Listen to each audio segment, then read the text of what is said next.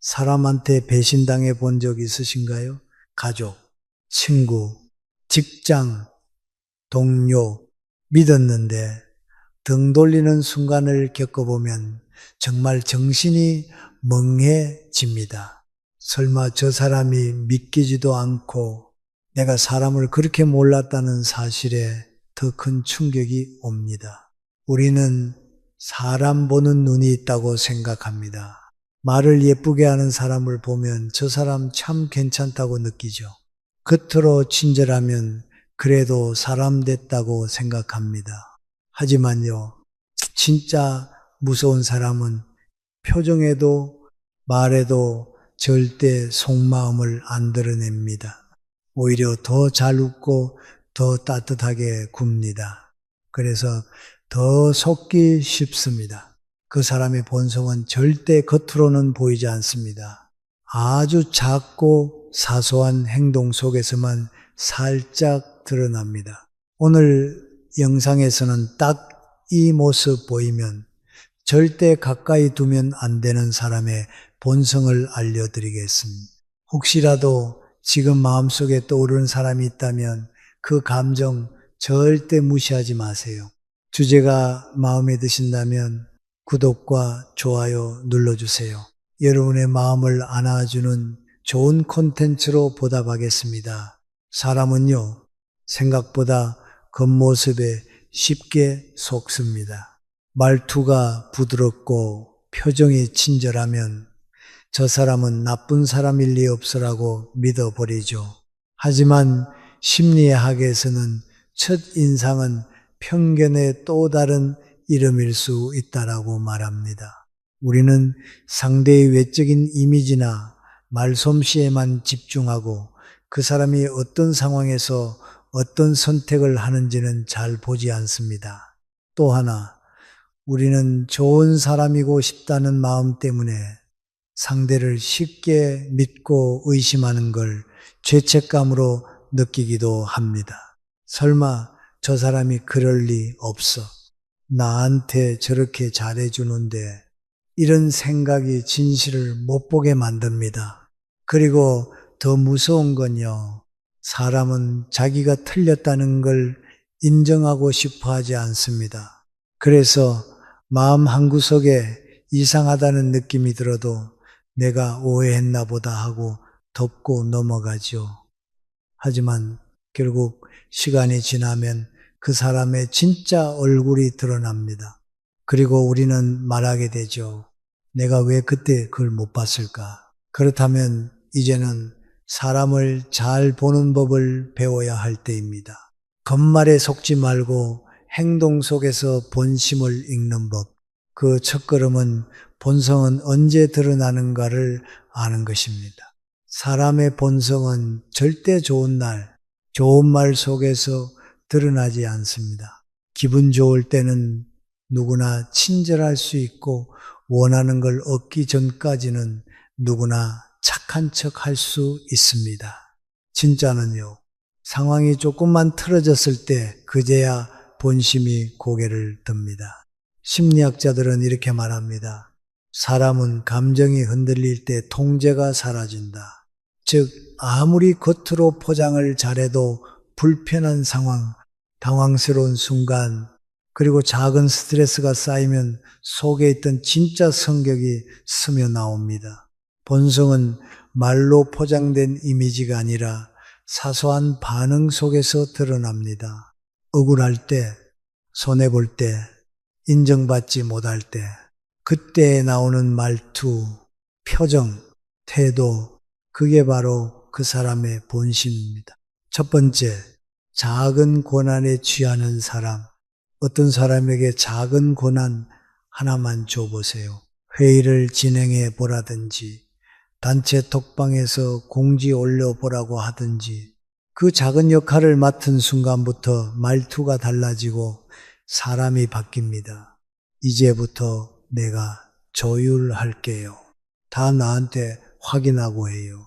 그건 내 허락 없이 안 됩니다. 그 전까지는 별말 없던 사람이 갑자기 자기가 리더인 양 말하기 시작합니다.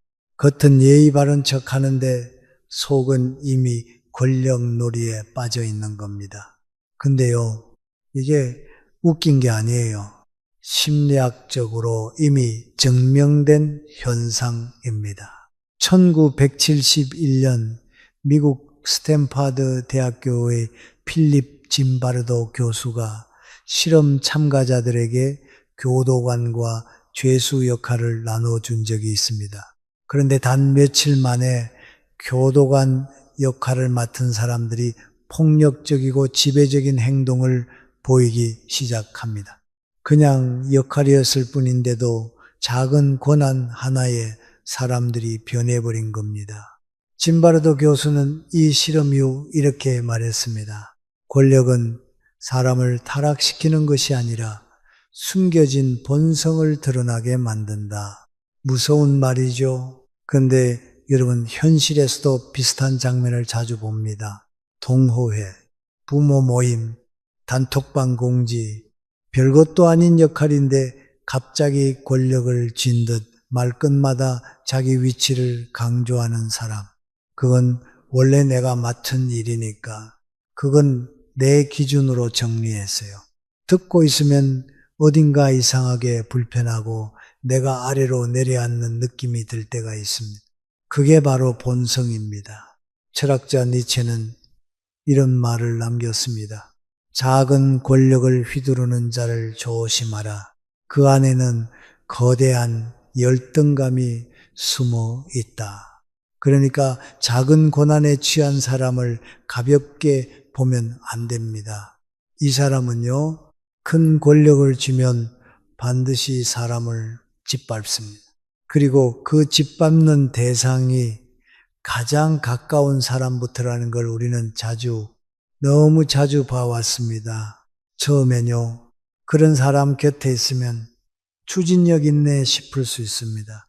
근데 시간이 지나면 숨이 턱 막히고 내가 자꾸 작아지는 느낌이 듭니다. 그건 그 사람의 능력이 문제가 아니라 본성의 문제입니다. 그리고 그 본성은 절대 나아지지 않습니다. 작은 고난 하나에 사람이 달라진다면 그 사람은 평생 누군가 위에 올라서야만 살아갑니다. 두 번째, 약자 앞에서 달라지는 사람. 강자에겐 깍듯하고 힘 있는 사람 앞에선 말투도 태도도 고분고분합니다. 그런데 식당 아르바이트생에게는 택배 기사님께는 거기나 경비 아저씨에겐 눈도 마주치지 않습니다. 딱 보면 알죠. 이 사람은 겁만 번지르르 한 사람이라는 걸. 진짜 무서운 사람은 힘 있는 사람한테 무례한 게 아니라 힘 없는 사람에게만 무례한 사람입니다. 그리고 더 무서운 건 그 사람은 자기가 그걸 무례하다고 생각하지도 않는다는 겁니다. 그냥 그게 자기 평소 말투고 그게 세상을 대하는 태도입니다. 이건 단순한 버릇이 아니라 인격의 바닥이 드러나는 장면입니다. 심리학에서는 이런 태도를 권위적 공격성이라고 부릅니다. 즉, 자기보다 강한 사람에게는 복종하고 자기보다 약하다고 판단되면 공격적인 태도를 보이는 성향입니다. 이건 본능적인 서열 지향성과도 관련되어 있는데요. 자기 위치를 올리기 위해 아랫사람을 누르는 방식을 택하는 겁니다. 그 사람에게 상대는 사람이 아니라 자신의 우위를 확인시켜주는 도구인 셈이죠. 철학자 아리스토텔레스는 말했습니다. 사람의 품격은 힘없는 자를 어떻게 대하느냐에 따라 결정된다. 아무리 말 잘하고 예 바르고 겉으로 멀쩡해 보여도 약자 앞에서 태도가 달라진다면 그 사람은 절대 믿을 사람이 아닙니다. 이런 사람 옆에 있으면요, 처음엔 별 문제 없어 보여도 언젠가는 나도 그 사람의 아랫사람이 됩니다. 언젠가는 나도 그 무례함의 대상이 되는 날이 오게 돼 있어요. 약자를 존중할 줄 모르는 사람은 결국 자기보다 센 사람만 쫓으며 살다 진짜 중요한 관계를 다 놓치게 됩니다. 왜냐고요? 사람은 위가 아니라 옆에서 오래가는 존재니까요. 세 번째, 실수했을 때 인정부터 하는가? 핑계부터 대는가? 실수는 누구나 합니다. 문제는 그 다음 행동이 그 사람을 말해준다는 겁니다. 어떤 사람은 실수한 순간 제가 그 부분을 제대로 못 챙겼네요. 죄송해요. 제 실수 맞아요. 이렇게 말합니다. 자존심은 조금 상해도 양심은 그대로 살아있죠. 하지만 어떤 사람은 다릅니다. 아니, 그거 원래 내가 해야 되는 거 아니었어? 그거 내가 그때 바빠서 그랬던 건데 어쩔 수 없었지. 핑계부터 댑니다.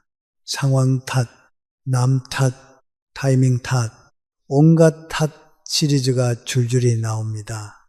그러다 보면 결국 나는 잘못 없어로 끝이 나죠. 이런 사람은 실수보다 자존심이 더 중요하고 사실보다 체면이 더 중요합니다. 심리학에서는 이런 걸 투사라고 부릅니다. 자신의 잘못이나 부족함을 인정하지 못하고 그걸 타인에게 떠넘기는 심리적 방어 기제입니다. 즉, 나는 잘못 없고 세상이 이상한 거야. 이런 식으로 현실 왜곡을 통해 자신을 방어하는 겁니다. 문제는 이게 반복되면 책임감 없는 사람이 되고 주변 사람은 점점 지쳐간다는 거예요. 로마 철학자 마르쿠스 아우렐리우스는 이렇게 말했습니다. 잘못을 인정하는 것은 굴욕이 아니라 인간의 위대함이다. 진짜 강한 사람은 실수 위에 핑계를 쌓지 않고 책임 위에 신뢰를 쌓는 사람입니다. 실수했을 때 바로 인정하는 사람은 신뢰를 쌓고 핑계부터 대는 사람은 신뢰를 갉아먹습니다. 그리고 진짜 무서운 건 핑계가 습관이 되면 자신이 진짜 잘못이 없다고 믿게 된다는 겁니다. 이런 사람 옆에 있으면 저는 자꾸 대신 사과하게 됩니다. 그땐 그 사람도 좀 바빴어요. 원래 그런 스타일이긴 해요. 제가 안 해도 될 말을 대신하게 되는 거죠. 그리고 그 순간 깨닫게 됩니다. 이건 실수가 아니라 그 사람의 본성이라는 걸 네 번째, 대화가 아니라 독백하는 사람, 점심을 먹고 있는데 누가 다가옵니다. 어머, 요즘 어때요? 처음엔 반가워서 그냥 그래요. 애가 좀 아파서라고 말했는데 그 말을 꺼낸 게 실수였습니다. 애가 아파. 우리 애도 예전에 장염 났을 때 말이야. 그때 병원을 3군데나 돌았거든. 근데 진짜 웃긴 게 뭔지 알아?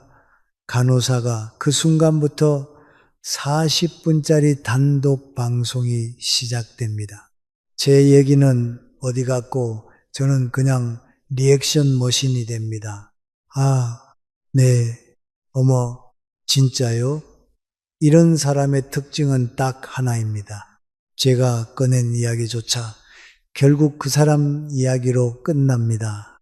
심지어는 제가 힘들다고 말해도 그래도 나는 더 했어. 그거 아무것도 아니야. 나는 말이지 이건 단순한 말 많음이 아닙니다. 타인의 존재를 자기 이야기의 배경 정도로 여기는 본성입니다. 하버드 대 심리학과 연구팀은 자기의 성향이 높은 사람들이 대화 패턴을 분석한 적이 있습니다. 그 결과 이들은 상대가 이야기할 기회를 주지 않고 대화의 중심을 자신으로 고정시키는 경향이 뚜렷했습니다.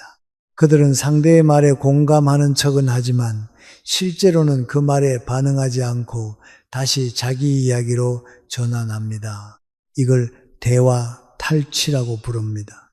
말 그대로 상대의 이야기를 빼앗는 거죠. 공자는 이런 말을 남겼습니다. 지혜로운 자는 많이 듣고 적게 말한다. 그리고 덧붙였죠. 자기 말만 하는 이는 스스로를 드러낼 뿐이다. 재밌는 건 이런 사람은 제 얘기를 들은 척은 하지만 나중에 기억을 못합니다. 왜냐고요? 처음부터 들을 마음이 없었기 때문이죠. 이런 사람 옆에 있으면 저는 점점 입을 닫게 됩니다. 말해봤자 또 자기 얘기하겠지. 괜히 제 얘기 꺼냈다가 피곤해지겠네. 그렇게 관계가 점점 일방향이 됩니다. 자기 얘기만 하는 사람, 그 사람의 관심은 저에게 있는 게 아니라 자기 목소리를 들어주는 관객이 필요한 겁니다. 그리고 여러분, 제 삶은 누군가의 청중으로만 있기엔 너무 귀중합니다. 다섯 번째, 타인의 비밀을 쉽게 말하는 사람. 그 얘기 아직 모르는구나.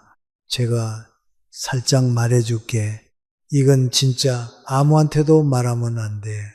나만 들은 거야. 그렇게 시작된 이야기엔 이미 옆 동네까지 퍼져 있습니다. 이런 사람은 남 얘기를 정보라고 부릅니다. 그리고 그 정보를 가지고 자기가 뭔가 우위에 있다는 착각을 하죠. 말끝마다. 그런데 이건 진짜 말하면 안 되는 건데, 아는 사람만 아는 건데, 입으로는 조심조심 말하면서 실제로는 제일 많이 퍼뜨리는 사람, 이 사람의 본성은 단순한 수다가가 아닙니다. 신뢰라는 걸 가볍게 여기는 사람, 그리고 정보를 흘림으로써 우월감을 느끼려는 사람입니다. 심리학에서는 이런 사람들의 행동을 정보 권력의 행사라고 부릅니다. 즉, 제가 아는 정보가 여러분보다 많아. 저는 더 위에 있어 이 감정을 느끼기 위해 남의 이야기를 흘리는 겁니다. 이런 사람의 심리 깊숙한 곳엔 불안정한 자기애가 자리 잡고 있습니다. 자신이 특별하다는 걸 증명하고 싶지만 실제로는 내세울 게 별로 없기 때문에 정보를 가진 사람처럼 행동해서 존재감을 세우는 거죠. 근데 여러분 생각해 보세요. 그 사람이 누군가의 비밀을 아무렇지도 않게 저에게 말했다는 건 제 얘기도 다른 사람에게 똑같이 말할 수 있다는 뜻입니다. 탈무드에는 이런 말이 있습니다. 비밀을 쉽게 말하는 자는 진실도 쉽게 왜곡한다. 입이 가벼운 사람은 단순히 말이 많은 게 아니라 관계의 경계선을 넘나드는 걸 즐기는 사람입니다. 이런 사람 옆에 있으면 저는 자꾸 말을 고르게 됩니다. 무슨 얘기를 해도 혹시 이 얘기도 나중에 퍼지는 건 아닐까 늘 조심하게 되고 결국 진짜 마음을 숨기게 됩니다. 신뢰는 아껴야 깊어지고 무겁게 다루는 사람과 함께 할 때 오래갑니다. 타인의 비밀을 쉽게 말하는 사람은 언젠가 제 등에 칼을 꽂는 사람입니다. 여섯 번째, 화가 날 때 어떻게 표출하는가? 사람은 누구나 화가 납니다. 중요한 건 화를 참느냐가 아니라 화를 어떻게 다루느냐입니다. 어떤 사람은 화를 못 참고 물건을 던지고 소리를 지릅니다. 말끝마다 짜증을 실어서 상대를 찍어 누르려 하죠. 또 어떤 사람은 아무 말도 하지 않습니다. 말 대신 침묵, 대답 없이 무시하고 얼음장 같은 분위기로 상대를 질식시킵니다. 그런데 여러분, 이 두 사람의 공통점이 뭔지 아세요? 바로 감정을 조절하지 못한다는 겁니다. 심리학에서는 이런 상태를 미성숙한 감정 조절이라고 부릅니다. 자기 감정에 휘둘려서 행동으로 상대를 위협하거나 또는 말을 끊고 존재 자체로 상대를 공격하는 것, 즉 분노의 방식은 달라도 그 안에 담긴 폭력성은 똑같다는 겁니다. 실제로 감정을 격하게 분출하는 사람보다 아무 말 없이 조용히 분노를 표현하는 사람이 주변에 훨씬 더 오래 깊은 상처를 남긴다는 심리 실험 결과도 있습니다. 왜냐고요? 소리 없는 분노는 상대의 죄책감과 불안감을 자극하기 때문입니다. 철학자 플라톤은 이렇게 말했습니다. 화났을 때 어떤 말을 하는가를 보면 그 사람의 수준을 알 수 있다. 여기서 말은 말투만이 아니라 태도 전체를 뜻하는 말입니다. 화를 참는 것도 능력이지만 화를 다루는 방식은 인격의 깊이입니다. 화를 못 이겨서 감정에 휘둘리는 사람, 그리고 침묵으로 상대를 밀어내는 사람, 그 둘 다 결국 관계를 상처내고 망가뜨립니다. 진짜 괜찮은 사람은 화를 내기 전에 자신의 감정을 먼저 바라보고 화를 낼 때조차 상대를 지키는 태도를 잃지 않습니다. 감정이 고조됐을 때 드러나는 모습이 곧 그 사람의 진짜 얼굴입니다. 7번째, 거절 한 번에 돌변하는 사람. 처음엔 참 친절합니다. 말도 곱고 말투도 부드럽고 뭔가 정 많은 사람 같기도 합니다. 그런데요, 딱 한 번 부탁을 거절해 보세요. 그 사람 눈빛부터 달라집니다. 아, 그래, 알겠어. 겉으로는 놓는데 그 뒤로 연락이 끊기거나 대화 분위기가 확 달라집니다. 갑자기 뼈로 통해지거나 평소에 하던 농담조차 세게 받아칩니다. 됐어. 너 바쁘다며? 괜찮아. 제가 알아서 하지 뭐. 말은 괜찮다고 해놓고 온몸으로 안 괜찮다고 신호를 보내는 사람. 그건 상처받은 게 아니라 계산이 어긋난 겁니다. 이런 사람은 처음부터 호의로 다가온 게 아닙니다. 제가 여러분에게 잘해줬으니까 여러분도 제 부탁을 들어줘야 한다는 거래의 마음이 깔려있던 겁니다. 심리학에서는 이를 조건적 호의라고 부릅니다. 이타적인 척하지만 실은 자기 이익이 안 맞으면 관계를 끊어버리는 사람들. 이들은 호의가 아니라 투자를 한 겁니다.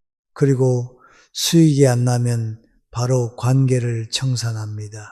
실제로 미국 심리학자 존 바이가 진행한 실험에 따르면 사람들은 한 번의 거절만으로도 상대를 이기적이다, 믿을 수 없다고 평가하며 관계를 끊으려는 경향을 보였습니다. 더 놀라운 건 그전까지 받았던 호의조차 그때도 억지로 한 거였어 라며 깎아내린다는 사실입니다. 이게 바로 조건적 친절의 실체입니다.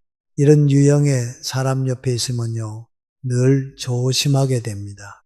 이번엔 또 뭘 기대할까? 혹시 내가 실망시킨 건 아닐까? 아니에요. 실망시킨 게 아니라 그 사람이 기대한 이익을 주지 못한 것뿐입니다. 프랑스 철학자 장폴 사르트르는 이렇게 말했습니다. 진짜 인간관계는 상대를 수단이 아니라 목적으로 대할 때만 가능하다. 그런데 이런 사람은 처음부터 나를 하나의 수단으로만 보고 있었던 겁니다. 부탁을 들어줄 때만 좋은 사람이고 거절하면 태도 바뀌는 사람. 그건 감정 조절의 문제가 아니라 관계 자체가 목적이 아닌 사람입니다. 사람은요, 진짜 마음이 있는 사람 앞에서는 서운함에도 표현을 조심합니다. 왜냐하면 관계를 잃고 싶지 않기 때문이죠. 하지만 이런 사람은 거절 하나에 돌변합니다. 그 순간 알아야 합니다. 그 사람에게 중요한 건 나라는 존재가 아니라 내가 줄 수 있는 유익이었다는 걸. 8번째, 남 잘 되는 걸 못 견디는 사람. 겉으로는 축하해 줍니다.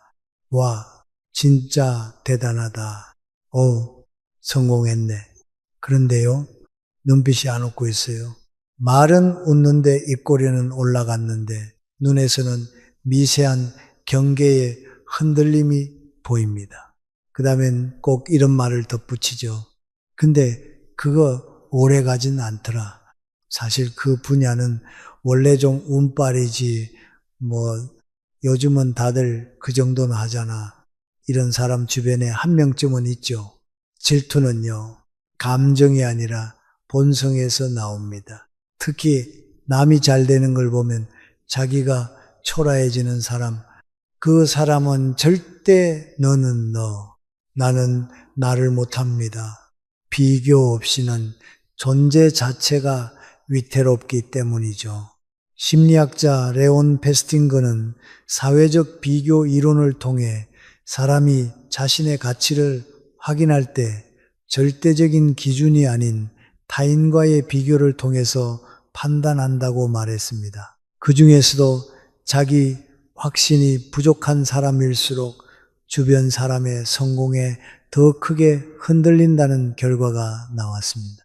즉, 나보다 누군가가 잘 나가면 그건 곧 내가 뒤처졌다는 증거로 느껴지는 사람들. 바로 이들이 남의 성공에 진심으로 박수를 못 치는 이유입니다. 말은 축하한다고 하면서 자꾸 평가하고 자꾸 비교하고 자꾸 운이 좋았다고 말하는 사람. 그 사람의 입에는 감탄이 없고 경쟁만 남아 있습니다. 철학자 쇼펜하우어는 이렇게 말했습니다. 질투는 인간 본성 중 가장 솔직한 악이다. 이 말 너무 날카롭죠. 사람은 속일 수 있어도 질투는 참지 못한다는 겁니다. 질투는요, 누군가 앞서간다는 사실보다 자기 안의 결핍을 건드리는 감정입니다. 그래서 질투하는 사람은 남의 잘됨이 아니라 자신의 초라함에 화가 나 있는 거죠. 그 감정을 이겨내는 사람은 성장하고 그 감정에 사로잡히는 사람은 조용히 그러나 확실히 주변을 망가뜨립니다. 이런 사람 옆에 있으면요, 기쁜 일이 생겨도 내가 말 조심을 하게 됩니다. 자랑도 못하고 소식도 조심스레 꺼내게 되죠. 왜냐고요? 진심으로 기뻐해 줄 사람이 아니라는 걸 이미 몸이 알고 있기 때문입니다. 남 잘 되는 걸 못 견디는 사람, 그 사람의 문제는 감정이 아니라 내면 깊숙이 자리 잡은 비교 중독입니다.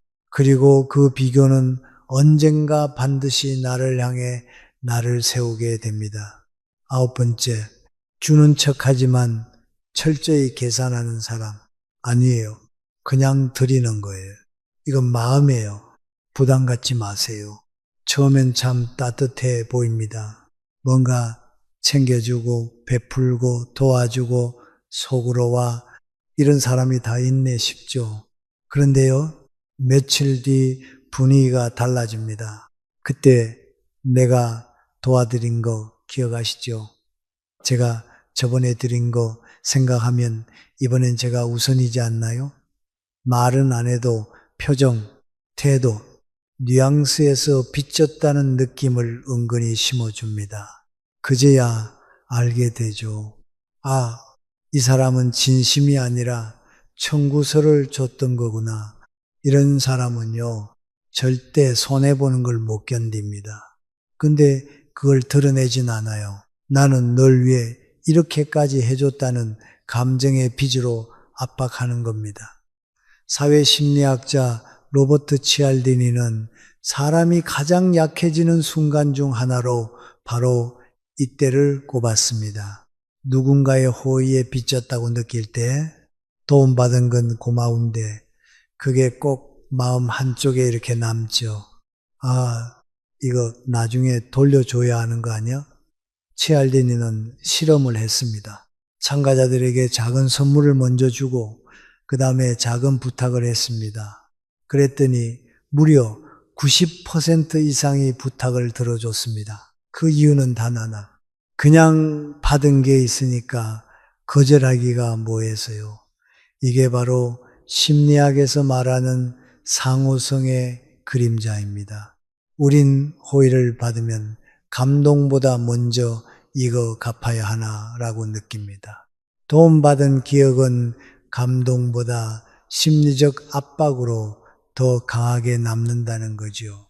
이런 사람의 무서운 점은요, 절대 직접적으로 강요하지 않는다는 겁니다.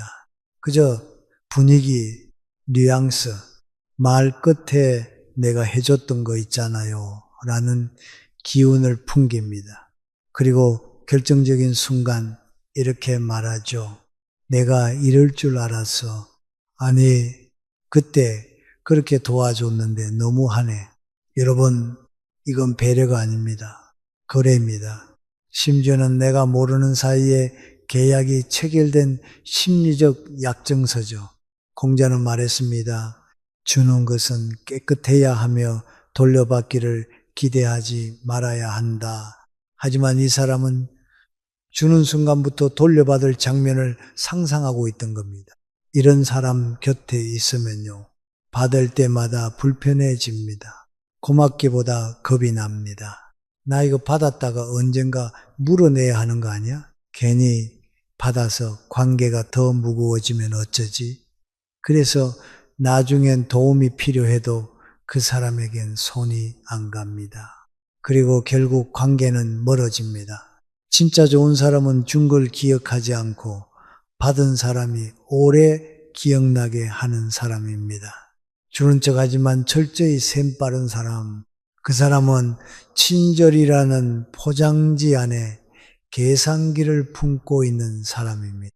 10번째, 사람을 쉽게 판단하고 단정 짓는 사람.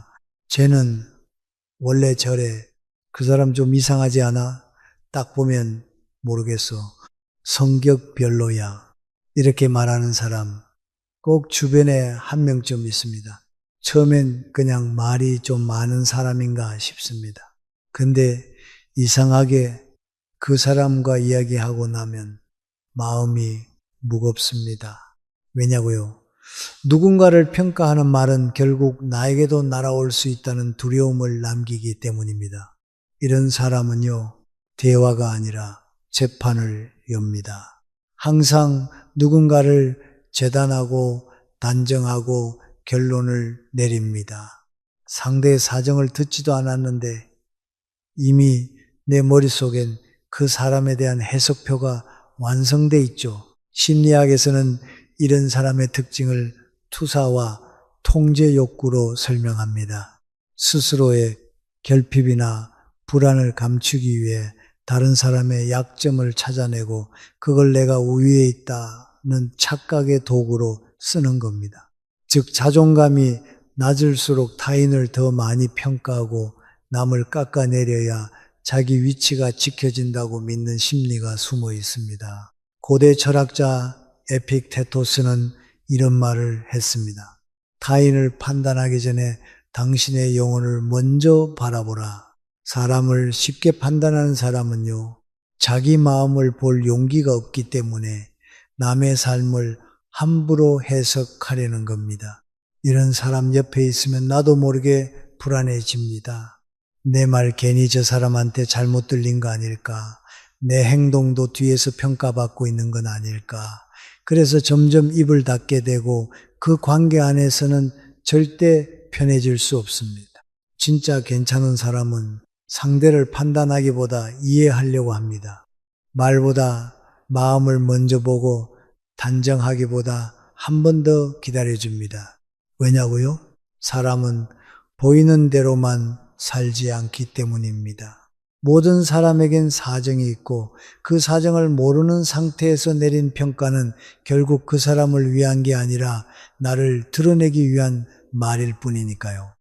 사람을 쉽게 판단하는 사람, 그 사람은 결국 관계를 분석하려 들지 함께 느끼려 하지 않는 사람입니다. 그런 사람은 절대 가까이 두면 안 됩니다. 오늘 우리는 그 사람의 본 모습이 드러나는 10가지 순간을 이야기했습니다. 아주 사소한 장면들, 작은 말투 하나, 짧은 반응 하나 속에 그 사람의 진짜 얼굴이 숨어 있었습니다.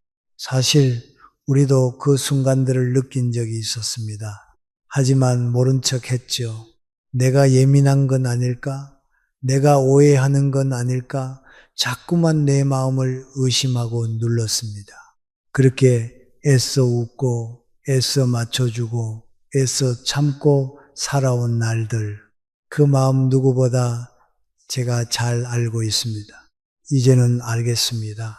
사람을 잘 본다는 건 상대를 판단하는 게 아니라 나를 아프게 하는 사람에게 아니요 라고 말할 수 있는 용기라는 걸 이제는 괜찮습니다. 사람 때문에 무너졌던 마음, 이젠 사람으로부터 다시 지킬 차례입니다. 잘못된 관계에서 멀어진다고 해서 내가 나쁜 사람이 되는 게 아닙니다. 저는 제 마음을 지켜야 할 책임 있는 사람입니다. 그리고 여러분, 제일 중요한 건 이겁니다. 좋은 사람을 만나는 것보다 내 마음을 함부로 대하는 사람 곁에 머물지 않는 것, 그것이야말로 내가 나를 사랑하는 가장 단단한 방법입니다. 오늘 영상을 보며 여러분은 어떤 생각이 드셨나요? 여러분의 경험과 생각을 댓글로 나눠주세요. 여러분의 이야기가 누군가에게 큰 위로와 깨달음이 될 것입니다. 오늘 영상이 도움이 되셨다면 소중한 분들께 공유해 주시고 구독과 좋아요로 저를 응원해 주세요. 여러분과의 소중한 연결이 저에게 큰 힘이 됩니다. 오늘도 행복한 하루 되세요. 이상으로 마음으로 쉬었습니다.